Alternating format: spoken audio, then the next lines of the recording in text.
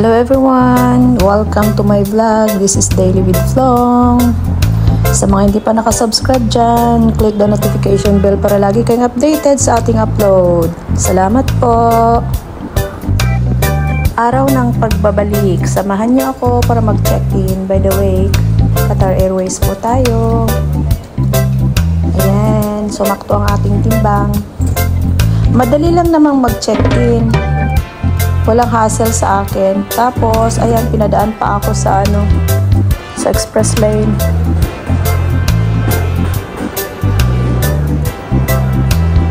Punta na tayo sa ating lounge.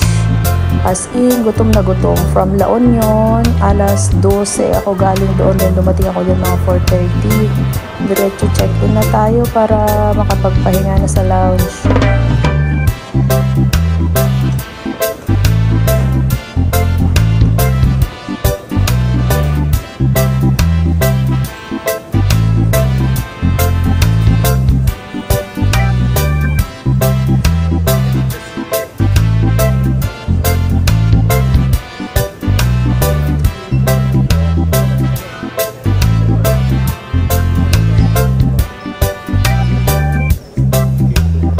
Dito na tayo, akyat ng elevator.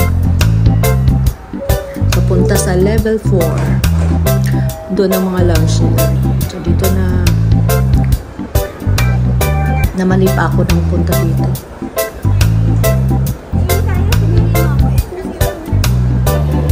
Sa mga business class, sa first class doon, sa pinakadulo. So doon tayo pupunta.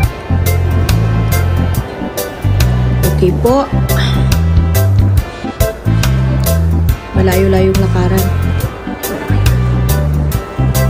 Ayan yung buong airport sa likod.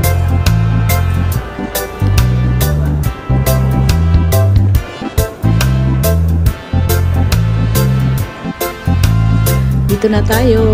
Bago tayo kumain, check muna natin ang ating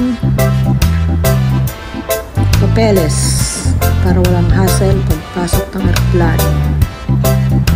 By the way, madali lang akong nakapasok dyan. Wala namang nagtanim ng bala. Alhamdulillah. Easy. So, ready na ating mga boarding pass. Kain na tayo. Arroz caldo lang ang hanap ko dyan kasi masarap ang pagkain sa aeroplano. Ayan o, yan ang mga choices. Ito yung mga choices nila.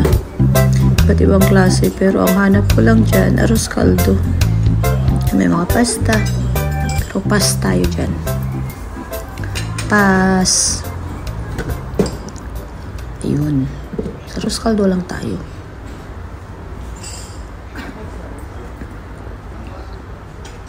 Tapos tea with milk. Salt.